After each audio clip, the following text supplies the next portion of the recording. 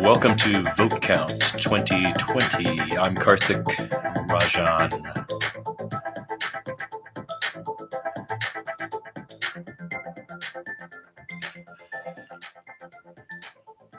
There are 297 days until Election Day.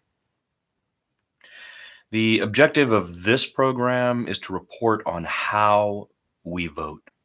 I want to help people prepare carefully for Election Day and to help you take precautions to ensure that your vote is tabulated properly and counted properly. I want your vote to count. Vote Count 2020.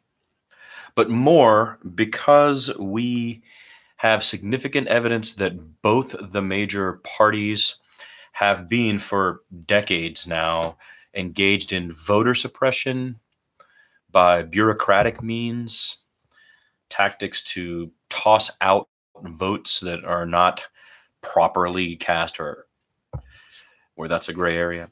And we have evidence of vote tampering and possibly even vote fraud in federal elections in this millennium.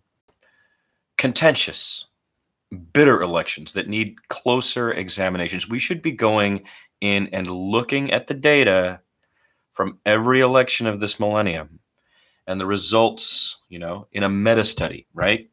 That compares all the dozens of machines that have been quickly invented and distributed widely all over the nation by just a couple of companies without standardization or care. What HAVA, right, the Help America Vote Act, actually wreaked upon us. We need to stop and to look at it more closely. And that is what we will be doing here at Vote Count 2020. Up to and well past Election Day, all the way up to the meeting of the Electoral College, I'm going to be doing this because if the results are too close to call, I will demand Congress take steps to extend that period between vote tabulation, when we're counting the votes, and the convening of the Electoral College. We don't have to convene the Electoral College on December 15th. We don't have to have a president seated in January. We've waited till March in the past. It is way more important to get our elections cleaned up and corrected to allow the maximum participation, right? Than it is to rush to put in another president under questionable voting counts. Okay? This is the thesis of this program. I'm producing this program to be slow, measured, and focused. We are only going to be talking about the mechanics of voting here. The machines we use, the software, the paper ballots, the absentee ballots, the punch card ballots, the ballot marking devices, or BMDs. Now that's an important one. This new thing they've stuck on us. These are pen-like electronic devices that you will use to mark your ballot that sends a data signal to record your vote. So some experts fear that this can be easily compromised. Yes, hacked. We're talking about hackable pen-like things, which is why this program will also advocate for ensuring a paper record of the vote you cast. A way to look at a printout of the actual vote that was cast for you in your name must match the way you vote, folks. And the only way we can protect ourselves is to be vigilant about this. Ideally, every one of you should take a blank ballot in with you. Write down the way you cast your vote on every candidate or issue. Stop before leaving the ballot area and examine the verification given to you, whether it's a paper one or one that's on the screen. Make sure they are the same. If anything is wrong, immediately call attention to it. Take pics with your cell phone. Take pics of the screen, right? Or of the report of your vote. We will need these eventually if we want to investigate properly. We will be talking about all of this here at Vote Count 2020. Feel free to share. This past week, the House Administration Committee held a hearing concerning the security of the election of 2020.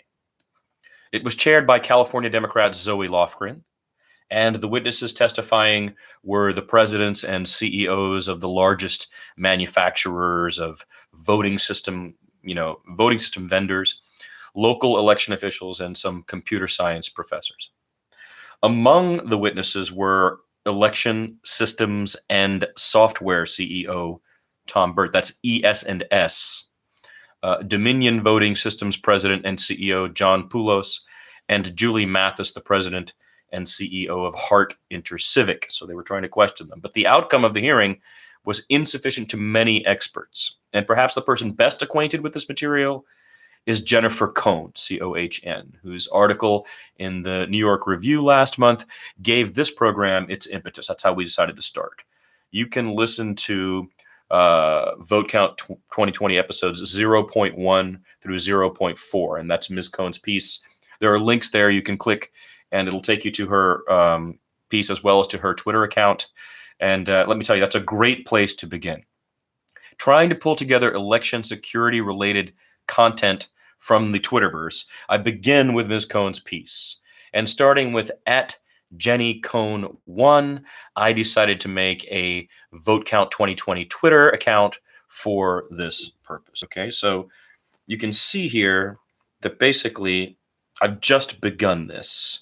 So if you're participating now, this is what it'll look like. All right, and let me make sure you're not getting a lot of glare. Yeah, you are getting a lot of glare there. Let me give you an idea where we are in the process here.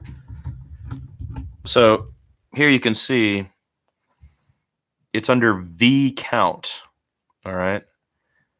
And it's marked hashtag Vote Count 2020 and Vote Count 2020, and there I am all over it. And I'm only following 11 people right now, only following 11 people. We're slowing down to do this, folks. So the 11 people are all election security people, beginning with Jennifer Cohn, and then using her article, following the professors and security experts who are in the article. Okay? So, Greg Palast immediately becomes important. I interviewed Greg Palast back in 2004. He has been studying and covering our elections for many, many years, and I've included him as well.